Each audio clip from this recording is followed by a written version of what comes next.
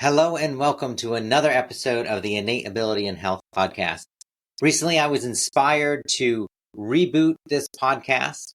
Right now, I'm working very closely with natural heart doctor, Dr. Jack Wolfson, on creating a holistic mind-body program that actually addresses the underlying trauma and stress directly related to heart conditions and different cardiovascular events a person may have. So it's very exciting and it is very cutting edge. This type of root cause approach to what's going on with a person's health, specifically heart health in this case, and trauma and stress is not something that's being done. And it really should be. There's no reason it couldn't be. And I'm so happy to be developing this and seeing the results and reaping the benefits, helping others reap the benefits from it. So that said, let's dive into what I wanted to go over today.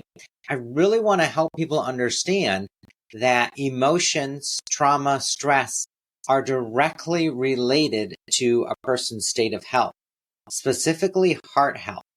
The heart does seem to be one of the most emotionally engaged organs.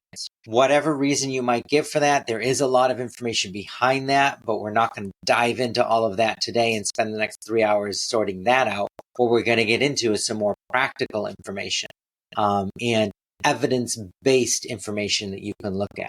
So I wanted to talk a little bit today about broken heart syndrome, because this is something that a lot of people have heard of and have some maybe experience with, or at least know the concept of it. Even this saying, that hurts my heart, seeing something traumatic or sad, makes my heart hurt, these type of things. This is not just a cliche.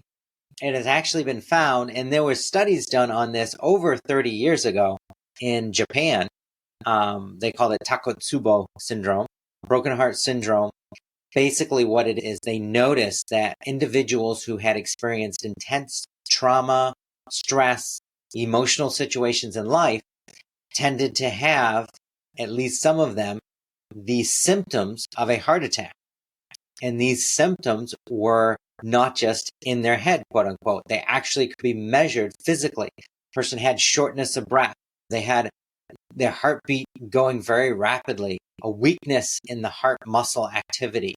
All of these things that would show a person is actually having a heart attack were present, but the person had no prior history of heart disease or having heart attacks or anything, and there was no physical reason why they should be experiencing those symptoms, which were completely evident when tested.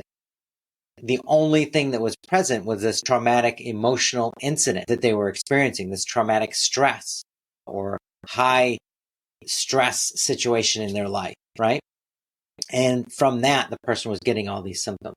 Now, since then, since the 90s, there have been many studies to back this up. There was a study done at the Mayo Clinic that went over examining this phenomena as well and found the same results. There were many times when a person had these traumatic events in life, heavy stress, etc., and exhibit the symptoms of a heart attack, right?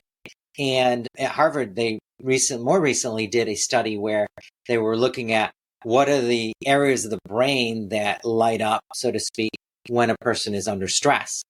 And could these be used to predict broken heart syndrome, where a person might exhibit the symptoms of a heart attack or weakened heart muscle due to stress and stressful events or trauma in life?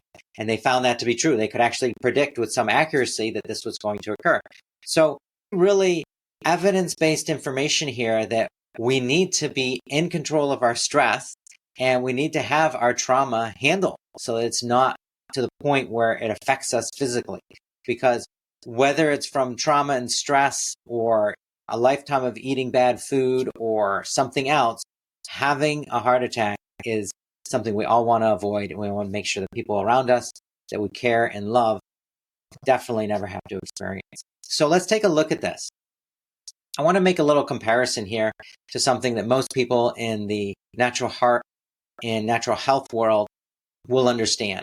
So you probably heard of this concept of a person just builds up toxins over a lifetime.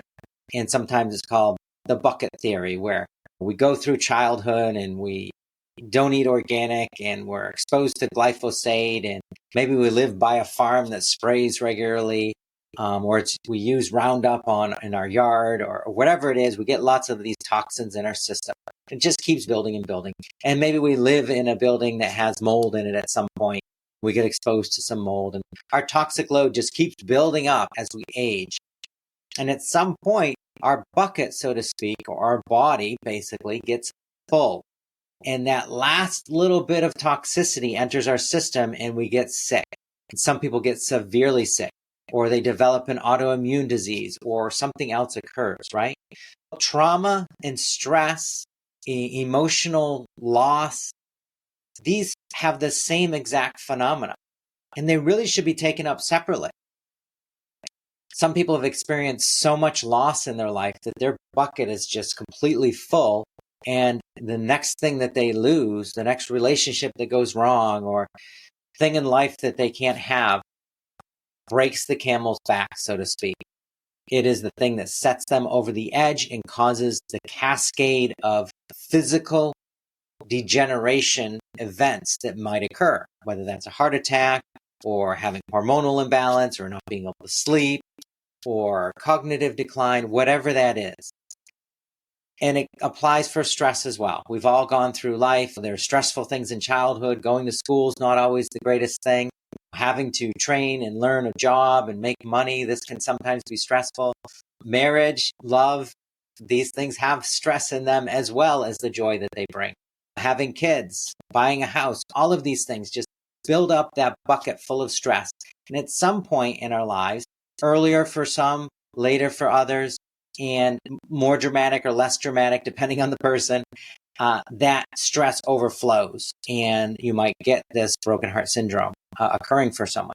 So it's really important, yes, to learn how to mitigate stress in the present, but it's even more important, perhaps, to empty out that bucket of stress from a lifetime of stressful events.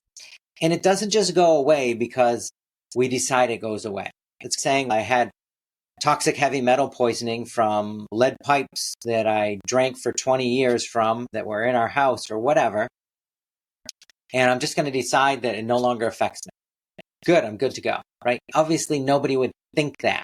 It's ludicrous. But for some reason, the same isn't recognized of things like stress and trauma and loss. And it really should be, because there are specific, very simple techniques that you can use to quote unquote detox that stress, that trauma, and maybe the losses that one has experienced. It's not to say that these things go away, but the negativity that they can have on a physical, emotional, and mental level can be reduced and eliminated if done correctly. Right? Hopefully that makes sense. I wanted to make sure that people understood this, because it is really important, and there's a misunderstanding about it that it's not handleable, or it's something I just have to live with, or the only way to handle stress is to avoid it. And that's another thing I'd like to make sure we bring up today, is that avoiding stress is not a valid approach. Well, yes, maybe don't go and do something that you know is going to set you over the edge. That's common sense. But the real answer to stress is learning what is the source of it, and then communicating and figuring out ways to handle and address it. Now, that may sound like too simple, or I know the source of my stress, it's my bank account, it's always empty, or whatever it is, right? But really, there's more to it than that. There are underlying steps that could be taken to put you at a point where you're just slightly, gently able to handle and control that. And then that snowballs into the point where you're really able to handle it at some point, and it's no longer even an issue. So I think that's really important.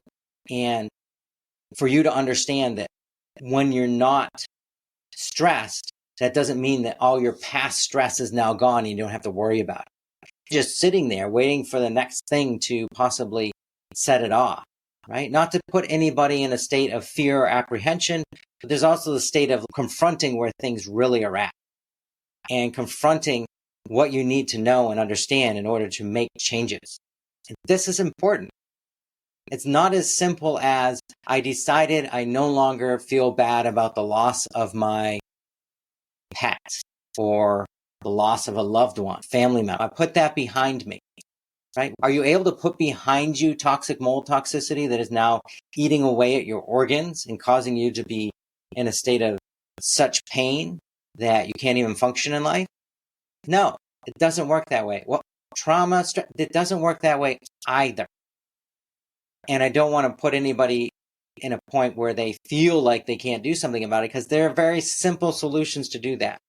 Just changing your viewpoint in present time, that you're not going to just avoid and figure out ways not to be stressed, but instead you're going to attack things head on and really understand what's going on around you and communicate until things resolve. That's the right approach, right? And when a person's really stressed, there's a source of it. There's someone in their environment that is creating that stress, or there's something that isn't resolving due to different factors that are posed against each other and therefore not resolving. And when those things are located, it is a little magical. The stress will just dissolve, and often situations just sort out and calm down to a very great degree, if not completely. So I wanted to make sure that no one was thinking that I'm saying stress isn't handleable or stress isn't something you can do something about, because it definitely is. Same thing with trauma, same thing with loss. But they have to be handled, right? The heart is a very emotional organ. It's been known for thousands and thousands of years in Chinese medicine, apparently, that you store emotions in different parts of the body. And now Western medicine, the Western world, is just starting to catch up with this concept, apparently. And we really need to get on board and actually handle the trauma and use the scientific approach that we have in the Western world. It's very effective on so many levels to really figure this out. And we have figured it out here at Natural Heart Doctor, and I definitely can help you. Think of it this way. You have a symptom in present time. A person's got AFib. That can be traced back to a very specific instance of trauma, or several different instances of trauma that are maybe connected or associated somehow, that when resolved will eliminate the traumatic aspect that is contributing to AFib in the current moment. Same thing could be said of stress regarding AFib. If a person knows they get stressed, it kicks in. That symptom and connection can be traced back, and it's not a current thing. It's something from the past that has built up in the bucket, so to speak, and now you're being affected by it in the present moment. Same thing for loss. I see so many people who come in and have cardiovascular issues or risk, having loss that's unhandled in their past. And often I put that behind me, or I came to terms with it, or that's not exactly how it works. I appreciate people trying to get on with life and cope and make the best of things, but we can do better. And you need to do better to have optimal health, period. All of these things can be resolved, and you can trace back what's going on physically in the present moment to the trauma, loss, and stress in the past and resolve it simply and effectively. But you have to be willing to look at it and understand how this works, which is a little beyond just a short podcast episode. But I will do more of these and do some presentations as well, so that you can have more of an understanding about how this works. So thank you for listening. I really appreciate people who are willing to look at these areas and handle them and get the results that are there to be had. Feel free to reach out to me anytime. You can email me, cm@naturalheartdoctor.com. You can find me on Instagram, Ryan Mark Kimball. I work with a lot of people as a holistic mind-body practitioner and help them resolve these things very effectively. Thank you. Have a great rest of your day. I'll see you in the next episode.